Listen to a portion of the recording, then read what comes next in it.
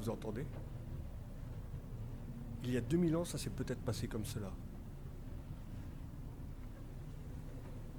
Il y a peut-être eu ça il y a 2000 ans.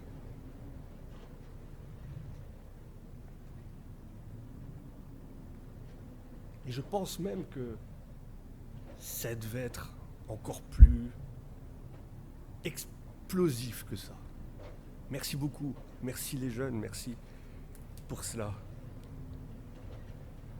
Si on demandait peut-être, si on faisait un sondage, si on sortait, et si on demandait aux personnes de l'extérieur quel événement marquant ou quel événement a le plus marqué l'humanité, alors on aurait peut-être un peu toutes sortes d'avis.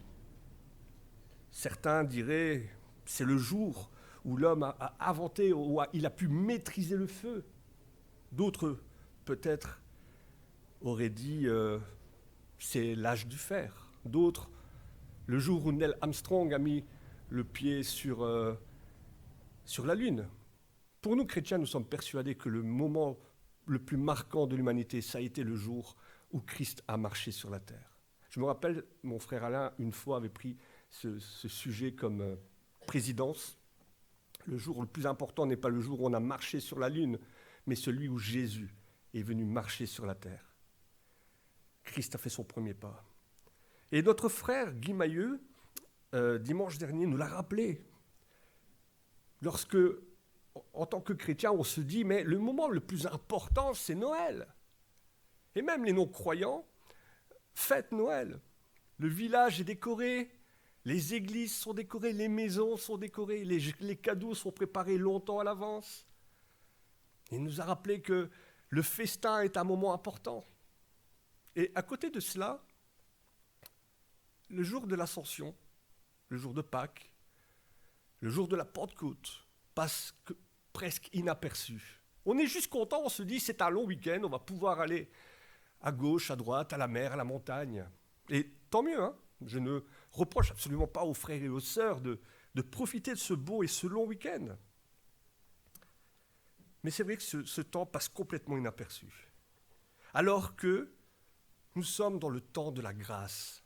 Nous sommes encore dans le temps de la grâce. Le début, le commencement de l'Église. Et ce sera le thème de notre message aujourd'hui. La venue de l'Esprit Saint. La semaine dernière, nous étions au chapitre 1 du livre des Actes. Les disciples attendent la promesse du Saint-Esprit. Jésus l'a promis. Il enverra le Saint-Esprit. Il était avantageux qu'il s'en aille. Chapitre 2, le Saint-Esprit est descendu. Chapitre 1, Jésus monte au ciel. Et il va annoncer à ses disciples qu'il reviendra. Il leur a annoncé qu'ils deviendront des témoins. Que pendant ces 40 jours, il les a encore enseignés. Il a encore enseigné de différentes et d'une multitude de façons. Chapitre 2, les disciples ne sont plus des élèves, ils deviennent des enseignants. Et ils sont capables d'enseigner. Ils sont capables, ils sont qualifiés pour cette mission. Le Saint-Esprit. C'est vraiment quelque chose de nouveau. C'est un commencement, c'est une explosion dans l'histoire de l'Église. Ce qui était au début un rassemblement, on aurait pu dire une secte presque. Aux yeux des Juifs de l'époque, le rassemblement des disciples, c'était une secte nouvelle avec un leader nouveau. Mais comme ils ont l'habitude et comme à chaque Pâques, ils avaient largement l'habitude d'en connaître, eh bien ça devient l'Église. Elle devient l'Église, l'épouse du Seigneur, le corps du Christ, le troupeau du berger. Les Romains, le Sanhédrin, avaient cru à l'époque que, en tuant Jésus, il était propice, il était bon pour le peuple, dira le prêtre, qu'un homme meure pour Israël, pour la paix d'Israël. Ils avaient cru qu'en l'enterrant, que cette histoire allait être réglée. On n'en parle plus. On n'en veut pas de Jésus. Ils ne savaient pas que c'est un pied de vigne qu'ils avaient enterré. Ils ne savaient pas que c'était un pied de vigne qu'ils avaient enterré et que nous tous, chrétiens, nous sommes rattachés maintenant à ce pied de vigne et nous pouvons, à travers et par cela, porter beaucoup de fruits. L'histoire est en route. L'histoire est en route. Elle ne s'est pas arrêtée. Ça fait 2000 ans et l'histoire ne s'est toujours pas arrêtée.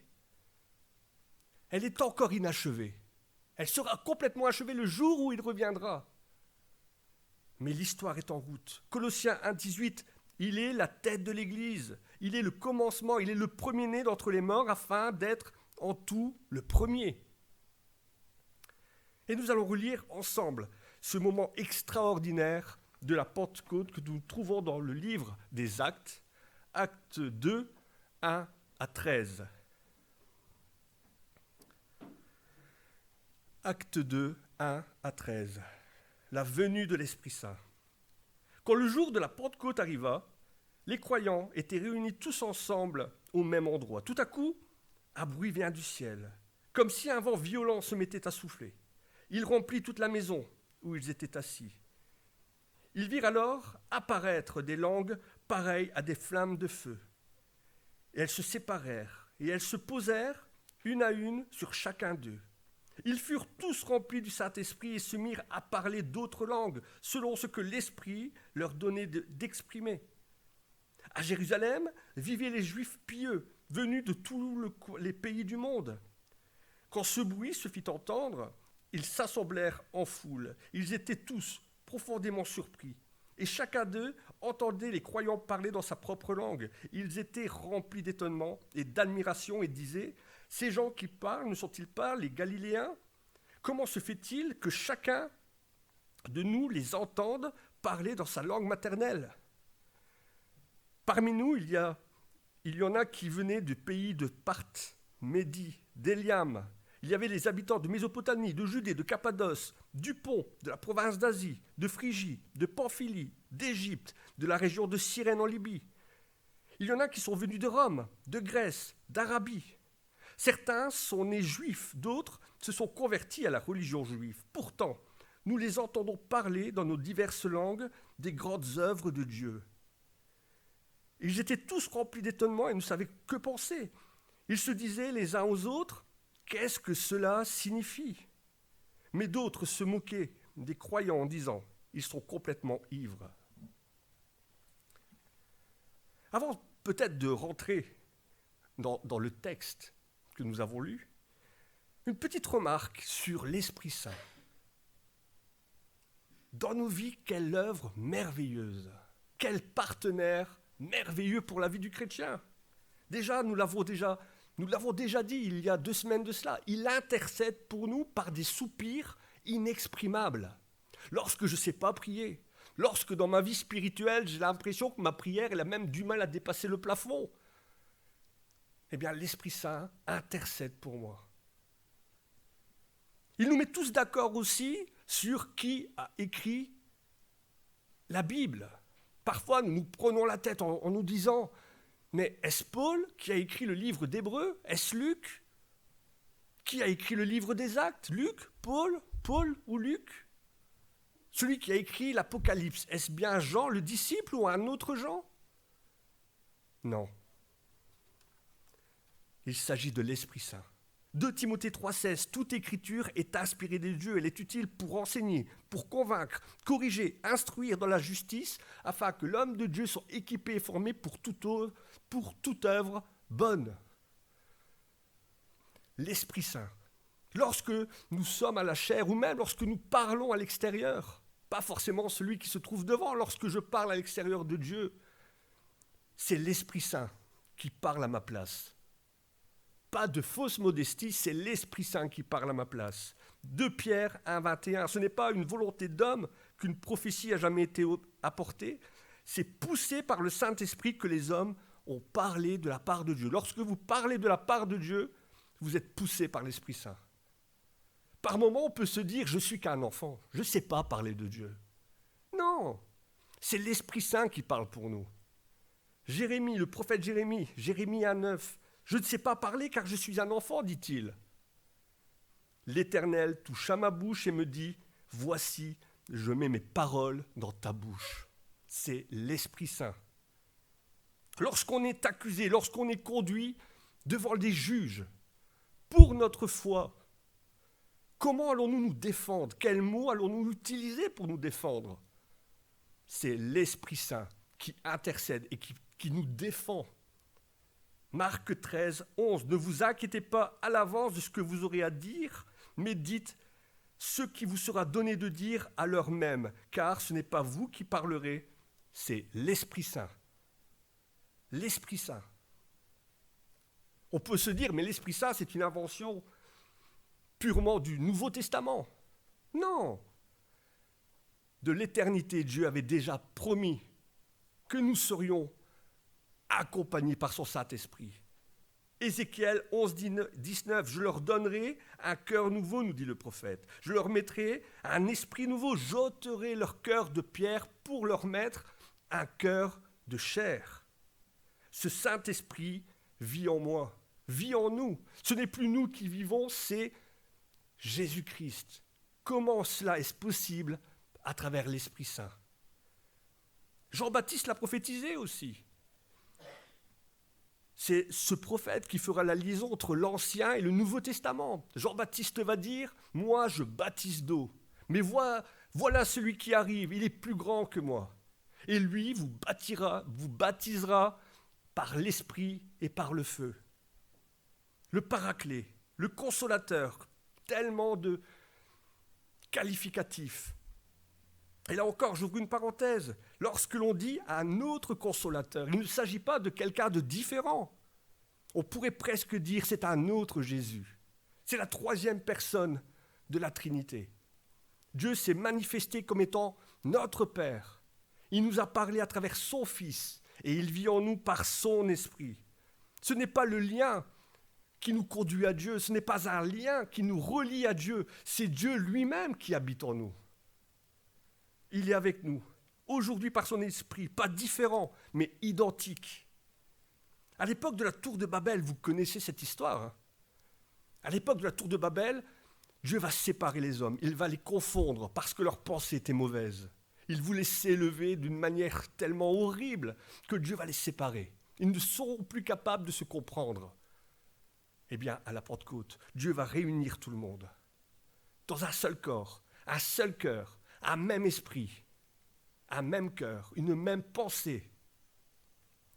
Dieu va rétablir cette connexion, mais une connexion autant horizontale que verticale. Jean 17, verset 23. « Moi en eux et toi en moi, afin qu'ils soient parfaitement un et que tout le monde connaisse que tu m'as envoyé et que tu les as aimés comme tu m'as aimé. » La liaison avec le ciel est rétablie, la relation avec les frères et les sœurs est rétablie.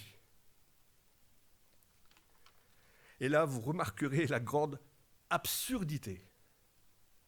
Là, nous sommes face à une totale absurdité. Ce qui devrait nous rassembler, l'Esprit Saint, ce même esprit, on n'a pas des parcelles d'Esprit Saint, on a l'Esprit Saint dans sa totalité, en chacun de nous. Eh bien, l'absurdité, c'est que cet Esprit Saint, qui devrait nous rassembler, eh bien, nous fait nous éloigner les uns des autres. Pas question de faire comme cela, c'est beaucoup trop pentecôtiste. Pas question de faire comme eux, c'est beaucoup trop charismatique. Pas question à la Sainte Seine d'agir comme cela, c'est beaucoup trop catholique. Les uns sont considérés comme trop exaltés et les autres peut-être comme trop frileux. On voit ce qui sépare, mais on ne voit pas ce qui rapproche.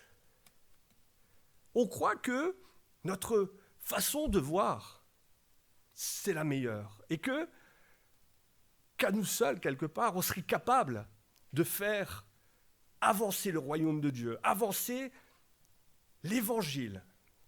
Alors que si on croit que individuellement, on peut faire avancer l'évangile, c'est qu'on n'a rien compris. C'est tous ensemble que le message pourrait être proclamé, que le message pourrait être entendu. C'est une absurdité, n'est-ce pas? Où est la vérité dans tout cela? La vérité, on en a déjà parlé, hein. C'est un miroir qui a été brisé. Et chacun possède un fragment de miroir. Et tous pensent en posséder la totalité. Nous avons reçu un enseignement qui est propre à notre dénomination respective. Les uns pentecôtistes, les autres évangéliques, et ainsi de suite. Mettez les hic, les istes, tous les hic, les istes que vous connaissez. Et nous sommes persuadés que nous avons la vérité absolue. Nous avons du mal à nous remettre en question. À la maison, j'ai 2 tortues, Pépita et Lolita. Et lorsque on les taquine, mes tortues, elles rentrent leur tête dans leur carapace. Et nous, c'est la même chose lorsque nous entendons un message sur l'Esprit Saint qui ne correspond pas à ce que nous avons appris, à ce que nous connaissons de l'Esprit Saint. Eh bien, nous faisons comme Pépita et Lolita, nous rentrons notre tête dans notre carapace, dans notre enseignement théologique, en nous disant « trop dangereux », alors que l'Esprit Saint nous pousse à sortir. L'Esprit Saint nous pousse à sortir, à essayer de comprendre. Non pas comprendre ce que quelqu'un dit, mais comprendre ce qu'il pense. Surtout que bien souvent, les choses qui nous séparent, ce n'est pas des gros sujets théologiques. Ça ne remet pas en question les bases de la foi. Ça ne remet pas en question que Jésus est Seigneur. Ça ne remet pas en question les Écritures. Ça ne remet pas en question le salut par la foi, par la grâce, par le moyen de la foi. Ça ne remet pas en question la gloire de Dieu. Ce sont des questions secondaires. Alors que l'Esprit Saint devrait nous unir. Nous sommes protestants. Et le protestant, la souche même du protestantisme, c'est quoi? C'est d'être justement dans la réforme perpétuelle. C'est-à-dire rechercher, s'améliorer, se corriger à la lumière de la parole de Dieu. Nous pensons savoir, mais est-ce que nous savons vraiment? Est-ce que nous sommes certains de ce que nous savons? Il serait tellement parfois plus sage de se dire « Je sais que je ne sais pas. Je sais que je ne sais pas. Un jour, je saurai. Quand Christ sera là, quand il m'aura repris, quand je serai auprès de lui, je saurai. Mais pour l'instant, je ne sais pas. » Je referme cette parenthèse. L'Esprit Saint, nos divergences d'opinion, tout ça est secondaire. À la Pentecôte, Dieu va accomplir son calendrier et les textes de l'Ancien Testament. Vous avez remarqué que lorsque l'Esprit Saint est descendu ce jour de la Pentecôte, les disciples n'étaient pas en train de prier pour le recevoir. Il n'y a pas eu de cause liée à la venue de l'Esprit Saint. L'Esprit Saint est reçu au moment où Dieu l'a décidé, dans sa souveraineté, selon son calendrier. Dieu est fidèle à un calendrier. Si dans les cieux, le royaume de Dieu est une maison, eh bien sur la porte du frigo de Dieu, il y a un calendrier. Et Dieu est fidèle à son calendrier. Il sait le jour où Christ reviendra. Tout est déjà planifié, tout est déjà réglé, carré, tip-top. Et l'Esprit Saint sera reçu à la Pentecôte exactement selon la souveraineté de Dieu. Dieu l'a voulu ce jour-là comme cela. La Pentecôte, 50 jours, littéralement 50 jours après Pâques. Et chaque fête de l'Ancien Testament est un accomplissement d'une promesse de Dieu. Quand on réfléchit à cela, de quelle manière Dieu a ficelé, a tissé, a réglé son plan, on se dit, Seigneur, c'est merveilleux.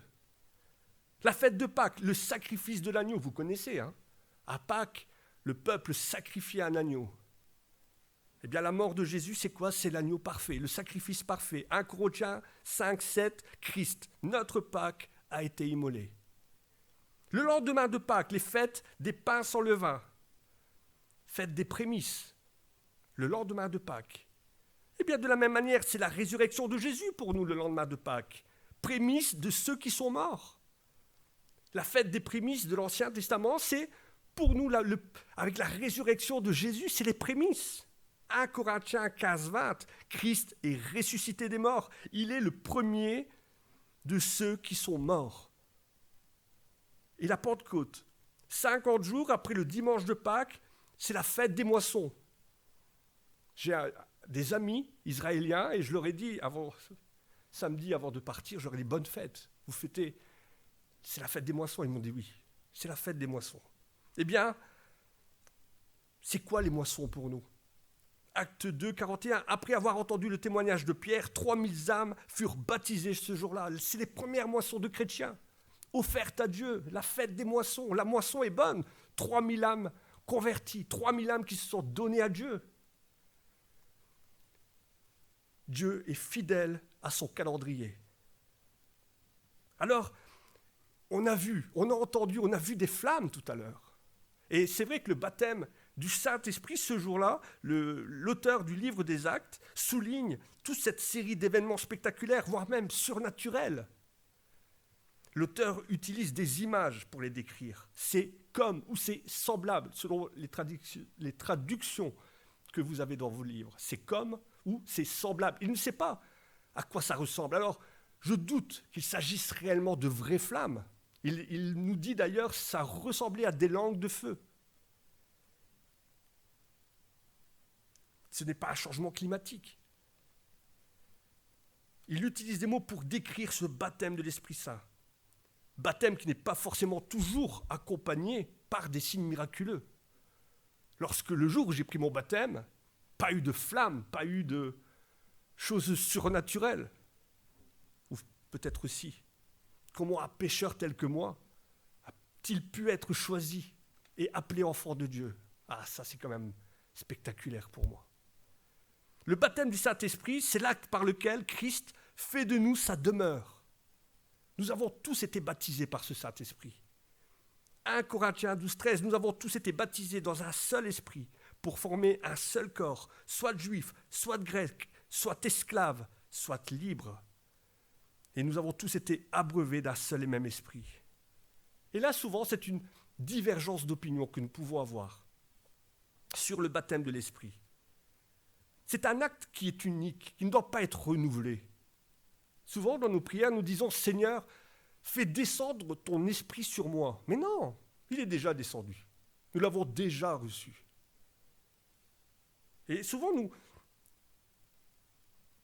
ne faisons pas de différence entre le baptême de l'esprit et être rempli de l'esprit.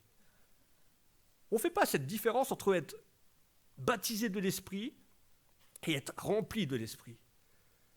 À notre baptême, le jour où l'Esprit Saint a fait de nous sa demeure, nous avons reçu une puissance.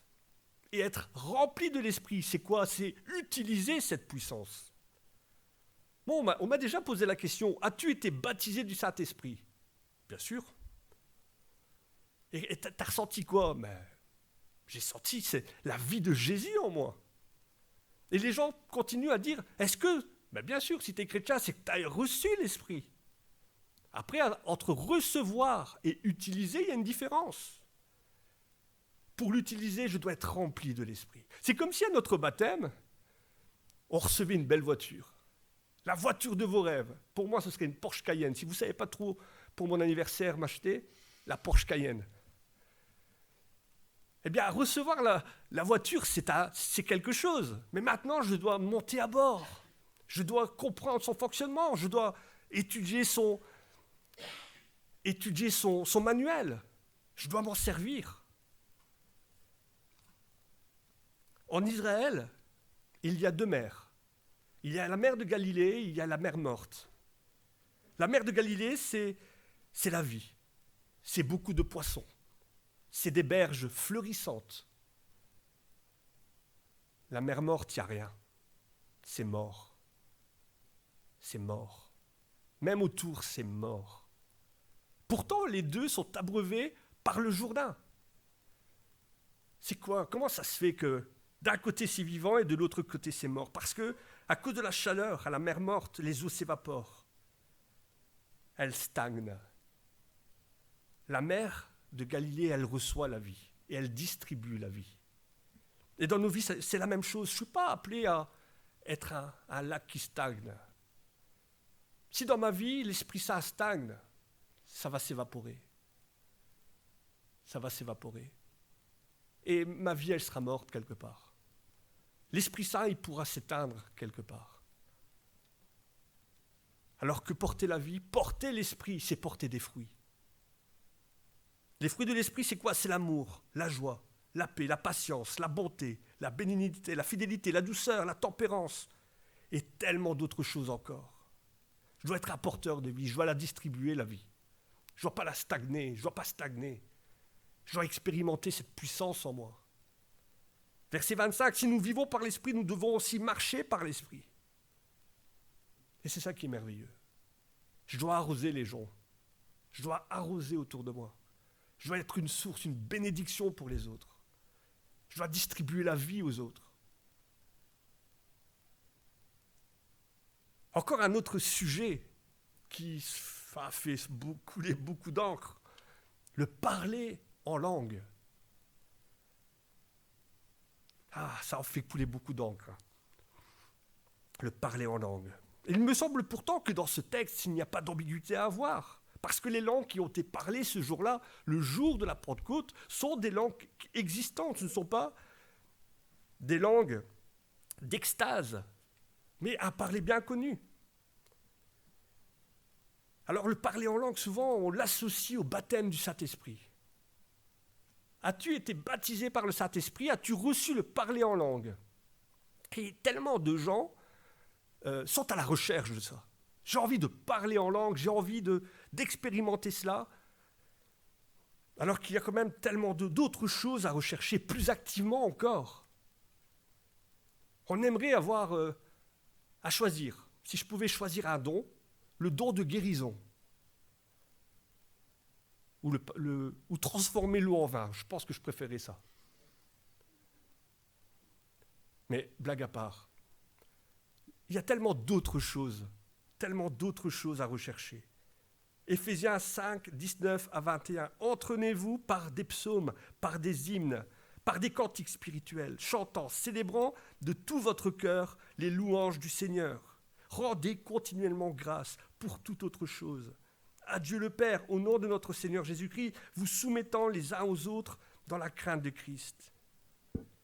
Ça veut dire quoi? Ça veut dire rechercher quoi? Ça veut dire exhorter, édifier, consoler. L'apôtre Paul n'est pas contre le parler en langue. Hein. Pas du tout, et je vous invite à relire 1 Corinthiens 14. Il veut juste que ça se fasse dans l'ordre et dans le respect.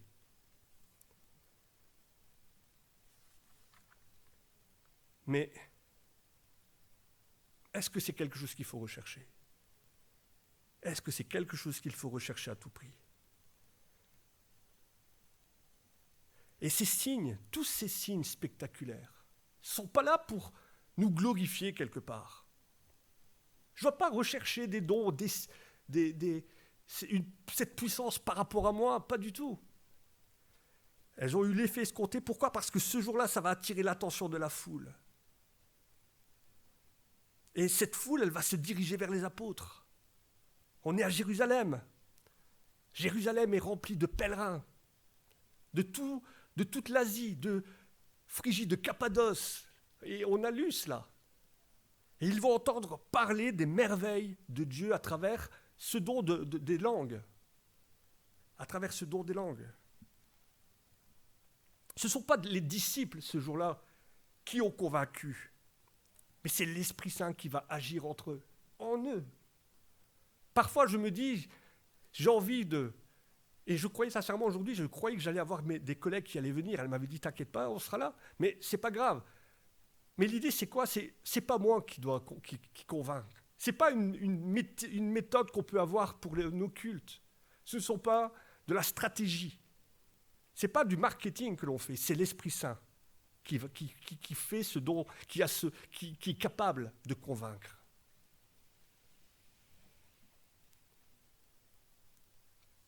À la Pentecôte, cette œuvre a débuté. Une œuvre a débuté, une œuvre a commencé. Et rien ne peut arrêter l'œuvre de Dieu. Et la preuve, encore une fois, si nous sommes là aujourd'hui, c'est que l'œuvre n'est pas terminée. Et elle n'est pas prête de se terminer, l'œuvre. Et même si, plus tard, la foi va se refroidir, et même si peut-être des frères, des sœurs vont abandonner le Christ en chemin, Christ a prévenu, que l'adversaire, le diable, ira peut-être même jusqu'à confondre ceux et celles qui ont été choisis, de façon à les faire tomber. Et même si les gens deviendront mauvais, et même s'il y aura des bruits, l'œuvre de Dieu n'est pas prête de s'arrêter. L'œuvre de Dieu n'est pas prête de s'arrêter. Une chose est sûre, c'est que quand on regarde la vie de Jésus, aucun événement n'a été caché. Aucun événement n'a été fait en cachette. Lorsque Jésus enseignait, il le faisait devant tout le monde. Il enseignait dans les synagogues. Lorsque Jésus a effectué son premier miracle à Cana, c'était devant une foule. Lorsque Jésus enseignait, il enseignait la foule. Lorsque Jésus a été baptisé, cette colombe, lorsqu'elle est descendue, l'Esprit Saint, lorsque le Père a parlé, « Voici mon Fils bien-aimé en qui j'ai mis tout mon amour », c'était devant une foule. Rien de la vie chrétienne n'est pas une vie faite en cachette. Nous ne vivons pas, nous ne devons pas vivre une vie cachée. Et de la même manière, moi, je ne dois pas vivre une vie cachée. À la Pentecôte, l'idée, c'est quoi? C'est de sortir et de proclamer les merveilles de Dieu. Alors je dois le faire. Je dois le faire. Et l'Esprit Saint nous appelle à sortir de l'ombre, à témoigner. Il y a une flamme qui s'est allumée ce jour-là. Il y a un feu qui s'est allumé. Ce feu a allumé ma lampe. Et quand on allume une lampe, ce n'est pas pour la mettre sous un boisseau, mais bien au contraire, sur son support, pour qu'elle brille, pour que tous ceux qui sont dans la maison voient la lumière. Alors si vous avez été allumé ce jour-là, si vous avez reçu cette flamme ce jour-là, qu'elle ne s'éteigne pas. Bien au contraire, que nous puissions nous enflammer. Esprit Saint, enflamme-nous. Esprit Saint, enflamme-nous. Remplis-moi, Esprit Saint. Je veux être un brasier. J'ai envie d'être un brasier. À la gloire de Dieu le Père. Amen. Seigneur, merci pour ton esprit. Merci pour cette vie. Merci, Seigneur, pour ce feu qui brûle en chacun d'entre nous. Alors, Seigneur, pardon, parce que bien souvent dans ma vie, je n'ai pas conscience que tu vis en moi. Je n'ai pas conscience de cette puissance qui vit en moi. Alors, apprends-moi, Seigneur. Apprends-moi à être flamboyant. Être flamboyant au sein de ma famille, être flamboyant au sein de mon travail, être flamboyant là où je suis, afin que tous puissent voir, non pas ma lumière, Seigneur, non pas moi, mais toi, Seigneur, ta lumière. Apprends-moi à témoigner. Apprends-moi à me servir de cette puissance. Apprends-nous à nous servir de cette puissance. Que notre Église puisse être, que toutes les églises au monde puissent être, quelles que soient les dénominations, puissent être des phares, Seigneur, là où elles sont. Pour ta puissance, pour ta gloire, Seigneur. Amen.